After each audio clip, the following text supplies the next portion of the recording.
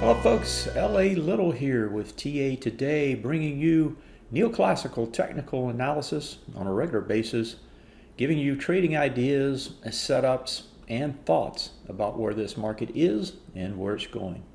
Let's get into it. Well, hello folks, I'm L.A. Little, and today we're going to look at uranium. If you haven't heard by now, took off. Why? Gazprom. They came out with earnings. Had better earnings, right? Revenues were up, I think it was 10%. They actually grew their sales as well. What was important was two things. One, they have problems with that sulfuric acid plant that they're building, right? They found dinosaur bones, and so it's been delayed up to a year. And then secondly, and importantly, 37% cost increase to produce the uranium.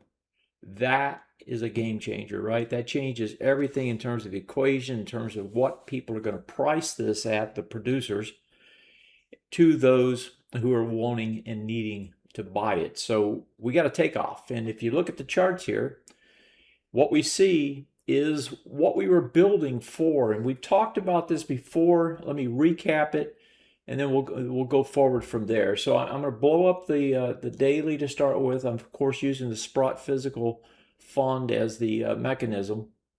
And what we have here is the breakout. Now, if we go back, you remember you can go back to the last video, but we were talking about this bar as being the key bar, right? Huge volume. And at the time I said, hey, a lot of times they'll take it down to take it back up. The next bar, if you look over, the next bar actually spikes back up, closes on the low again, then you get a little close down here, and then boom, there's the takeoff, right? Take it down, blow out the last of the holders that have been, holding through all of this and saying, oh my God, how long am I going to hold this, right? It looks like we're going to break lower, volume expands, and then boom, the other way. Now, to be fair here, at the time, I said, we still didn't have the confirmation, right? We didn't get over it. We set a new high here. We had this high here, but we were unable to close over it on the UUUU. Then we get the sideways drift, right? Now the push back down again. Those that have been through all of this, some sellers come in, more sellers come in, and then boom, here we go again, right? Breaks this swing point high, breaks this swing point high, turns bullish. Beautiful. It's a beautiful thing. And the whole picture is turning as a result. So now we're in a position where we can go after the big swing point high over here at 28. Matter of fact, we came pretty close to it already. Why is that one important? Well, 28 is our number over here, 2802, right here. You break this one, right? Then you're going to head for the next one. That gets you to the bottom of the big volume high. You get into that a little bit of the way, you'll seek the top. Folks, this is the term we've been waiting on. It's taken forever. It seems like, when these things go, they go for a long time, and they just totally wear you out. But it's there, and the time is coming. One other thing I want to point out that I haven't is, if you just take the gains on this thing, it's about 20% a year. So it's not like, it's not like your money's dead here. It feels like your money is dying, or if you're going sideways is dead. But at the same time, if you go back to where, if you bought in back here somewhere, my first buys were on this breakout here, right? Got a nice big run up, sold some on this retrace there, and then mostly held a good portion of it in terms of the physical, sold out all of the uranium stocks. Eventually started, trying to trade them back in, made the next run, etc., right? But the thing that's important now is I want you to look at this chart. These are the monthly charts. What do you got? You got congruent swing point highs. Folks, when these break, you're going to get a faster, larger push to the upside. I don't know if they're going to break this time, but that to me is a great setup, right? You had volume. You came off without the volume, got a deeper retrace. You break out here, this thing can to really begin to rock. Now, if we look at the ABCD structures, right, and what's out there, what we have is a lot of potentials, right? If I go to the long term, you've got all these potentials out here at 36 through 38. There's an intermediate at 3607 as well. You've got the 29 on the intermediate, right? But all these are potentials. They haven't activated yet. And they will activate once they get over their B points. That's when the activation takes place. Short term, we've been dealing with all this bearishness. Some of this is going to get wiped out now. And actually, it's all of this, right? And you're going to start setting up on the daily. You're going to start setting up some ABCD structures to the upside. Now, if I do the calculation, you've got one right here that just set up. I can do a quick calculation. 27. What is that? 225 roughly. 2850 or so. So pushes to about 2850. If you do the actual measurements, probably going to be about 2870 or so. That will come out tonight and will show up in the table.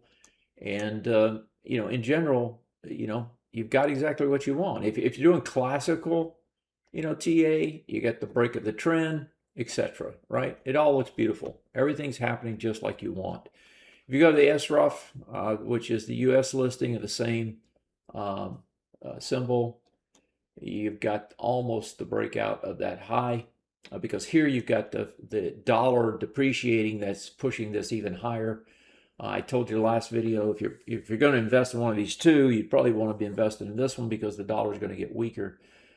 2022, it got up and over it, closed just under it. 2021, that's also this swing point here. So everything looking beautiful as far as the physical. Now, let's go look at the stocks. Stocks explode or begin to explode to the top side. 7% here on CJ, Cameco.